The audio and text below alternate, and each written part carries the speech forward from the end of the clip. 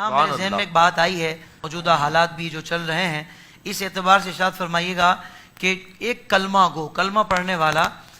دیگر چیزوں پر یقین رکھنے والا، وہ اگر معاذ اللہ سیدنا صدیق اکبر رضی اللہ تعالیٰ عنہ کی توہین کا مرتکب ہوتا ہے یا آپ کی صحابیت کا انکار کرتا ہے تو کیا وہ صاحب ایمان رہے گا؟ یہ جو سوال ہے یہ تمام عالم اسلام کے جتنے علماء ہیں انہوں نے جو تحریرات کی ہیں جی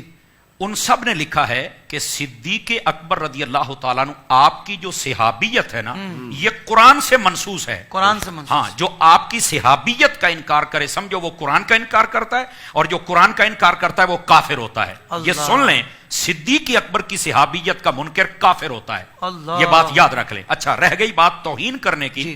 نبی پاک صلی اللہ علیہ وآلہ وسلم آپ کو اتنا بھی برداشت نہیں تھا کہ کوئی صدیق اکبر سے آگے چلے۔ جی حضرت ابو درداء رضی اللہ تعالیٰ عنہ ایک سفر میں جا رہے تھے تو بار بار ان کا قدم آگے ہو رہا تھا، حضور اکرم علیہ السلام سے برداشت نہیں ہوا، آپ نے فرمایا ابو درداء دیکھتے نہیں ہو تم کس کے آگے چل رہے ہو؟ تو کہا حضور میں بالکل احتیاط کرتا ہوں، اور ساتھ ہی فرمایا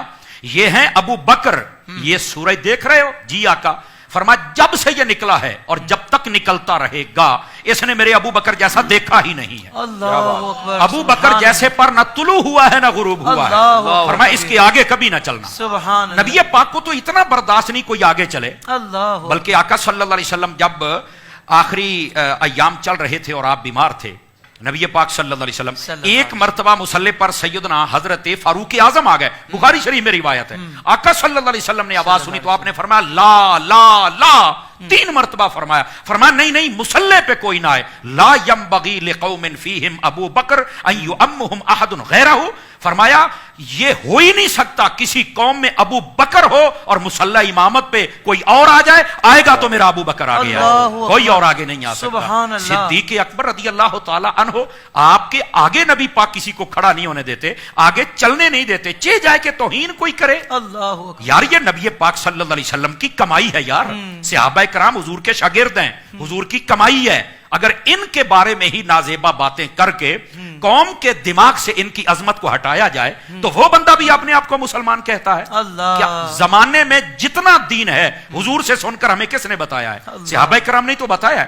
تم صحابہ کرام کو مشکوک بنا رہے ہو۔ نبی پاک صلی اللہ علیہ وسلم کی یہ تعلیمات نہیں ہے، اسی واسطے آقا علیہ السلام نے فرمایا اذا رأیتم الذین یسبون اصحابی فقولوا لعنت اللہ علی شرکم، فرمایا جب کوئی صحابہ کرام کو گالی دے اور تم دیکھو تو کہو اللہ تیرے شر کے اوپر لعنت کرے۔ اور یہاں میں یہ بات کہہ دوں، جو صحابہ کا دشمن ہوتا ہے اس پہ اتنی لعنت برستی ہے کہ اس کا چہرہ بتاتا ہے کہ یہ لعنتی کا چہرہ ہے، عاشقوں کے چہرے بتا دیتے ہیں کہ یہ عاشقوں کا چہرہ ہے۔ اور صدیق اکبر کوئی عام ہستی نہیں ہے، یہ وہ ہیں جن کے بارے میں نبی پاک علیہ السلام نے فرمایا، الوفا کے اندر یہ بات موجود ہے، فرمایا میں ابو بکر و عمر ایک ہی مٹی سے، یعنی جب انسان پیدا ہوتا ہے تو اس کے جسم میں ایک عنصر ہوتا ہے نا مٹی کا جہاں سے لیا جاتا ہے، جس مٹی سے انسان لیا جائے وہیں دفن ہوتا ہے، منہا خلقناکم وفیہا نعیدکم ومنہا نخرجکم تارۃ اخری، اس کی تفسیر میں بھی علماء نے لکھا ہے، فرمایا میں ابو بکر و عمر ایک ہی مٹی سے ہمارا عنصر لیا گیا تھا اور ایک ہی میں ہم دفن ہوں گے۔ تو میں نے کہا جناب